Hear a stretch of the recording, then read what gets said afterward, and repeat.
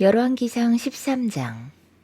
여로보암이 제단 곁에 서서 막 분향을 하려고 하는데 바로 그때 하나님의 사람이 주님의 말씀을 전하려고 유다로부터 베델로 왔다. 그리고 그는 그 제단 쪽을 보고서 주님께 받은 말씀을 외쳤다. 제단아 제단아 나 주가 말한다.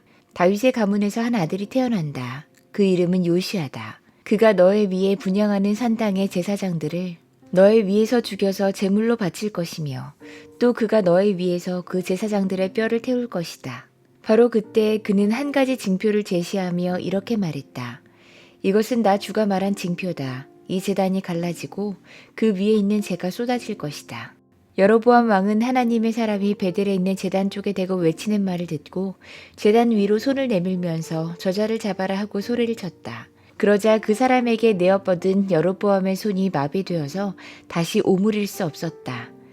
그리고 곧 이어서 하나님의 사람이 주님의 말씀으로 제시한 징표대로 그 제단은 갈라지고 그 제단으로부터는 재가 쏟아져 내렸다. 그러자 왕은 하나님의 사람에게 제발 그대의 주 하나님께 은총을 빌어서 내 손이 회복되도록 기도해 주시오 하고 청했다. 하나님의 사람이 주님께 은총을 비니 왕의 손이 회복되어서 예전과 같이 되었다.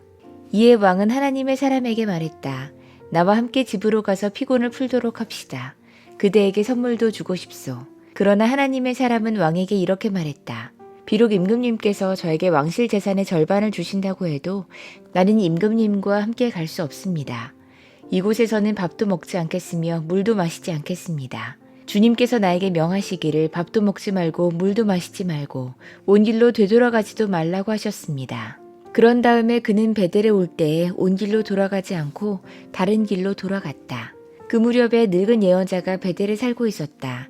그의 아들들 가운데 하나가 와서 그날 베델에서 하나님의 사람이 한 일과 그가 왕에게 말한 내용을 모두 아버지에게 말했다. 그러자 그들의 아버지가 그들에게 그가 어느 길로 돌아갔느냐 하고 물었다. 그의 아들들은 유다로부터 온 하나님의 사람이 돌아간 길을 말했다. 그 말을 듣고서 그들의 아버지는 곧 그의 아들들에게 말했다. 내가 타고 갈 나귀에 안장을 얹어다오.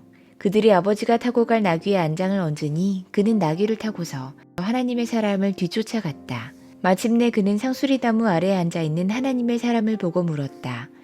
그대가 유다로부터 온 하나님의 사람이요? 그러자 그가 대답했다. 그렇습니다. 그는 하나님의 사람에게 말했다. 함께 우리 집으로 가서 무엇을 좀 잡수시고 가시지요. 하나님의 사람은 대답했다. 나는 노인어른과 함께 돌아가서 노인어른의 집에 들어갈 수 없습니다. 또 이곳에서는 누구와 함께 밥을 먹어도 안 되고 물을 마셔도 안 됩니다. 주님께서 나에게 명하시기를 여기서는 밥도 먹지 말고 물도 마시지 말고 온 길로 되돌아가지도 말라고 하셨습니다. 그래서 그는 하나님의 사람에게 이렇게 말했다. 나도 그대와 같은 예언자요. 주님께서 천사를 보내셔서 나에게 말씀하시기를 그대를 내 집으로 데리고 가서 밥도 대접하고 마실 물도 대접하라고 하셨소. 그런데 그것은 거짓말이었다. 이렇게 해서 하나님의 사람은 이 늙은 예언자와 함께 가서 그의 집에서 밥을 먹고 물도 마셨다. 그들이 이렇게 식탁에 함께 앉아 있는데 주님의 말씀이 하나님의 사람을 데려온 그 예언자에게 내렸다. 그는 유다에서 온 그 하나님의 사람에게 이렇게 외쳤다. 주님께서 말씀하십니다. 당신은 주님의 말씀을 어기고 당신의 주 하나님께서 당신에게 말씀하신 명령을 지키지 않았습니다.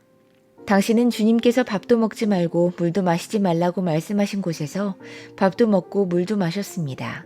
그러므로 당신의 죽음은 당신 조상의 무덤에 묻히지 못할 것입니다. 그 늙은 예언자는 하나님의 사람이 밥을 먹고 물을 마신 뒤에 나귀 등에 안장을 얹어 주었다. 이에 그 사람이 길을 떠났다.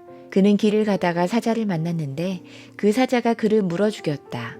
그리고 그 주검은 길가에 버려두었으며 나귀와 사자는 그 주검 옆에 서 있었다. 길을 지나가는 사람들은 길가에 버려둔 주검과 그 주검 가까이에서 어슬렁거리는 사자를 보았다.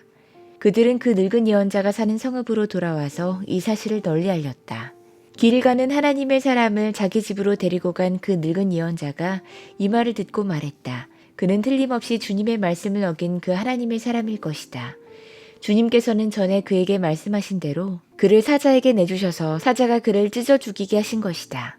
그리고 그는 또 자기 아들들에게 나귀의 안장을 지으라고 했다. 그들이 나귀의 안장을 지어 놓으니 그는 곧 가서 길가에 있는 그 주검을 찾아냈다. 나귀와 사자가 그 주검 가까이에 서 있는데 사자는 그 주검을 먹지 않았을 뿐만 아니라 나귀도 물어 죽이지 않았다. 예언자는 하나님의 사람의 주검을 나귀 등에 싣고 자기의 성읍으로 옮겨와서 곡을 한 뒤에 묻어 주었다. 그 주검을 자기의 무덤에 안장하고 나서 그 늙은 예언자는 아이고 내 형제여 하면서 통곡을 했다. 장사를 마친 뒤에 그는 자기 아들들에게 말했다. 내가 죽거든 너희는 나를 이 하나님의 사람이 묻힌 곳에 같이 묻어다오. 나의 뼈를 그의 뼈 옆에 두어라. 그가 하나님의 말씀을 받아서 베델에 있는 제단과 사마리아 성읍 안에 있는 모든 산당을 두고 외친 그 말씀이 그대로 이루어질 것이다. 이런 일이 생긴 뒤에도 여로보암은 여전히 그 악한 길에서 돌아서지 아니하고 오히려 일반 백성 가운데서 원하는 사람은 누구든지 산당의 제사장으로 임명했다. 그런 일 때문에 여로보암 가문은 죄를 얻었으며 마침내 땅에서 흔적도 없이 사라졌다.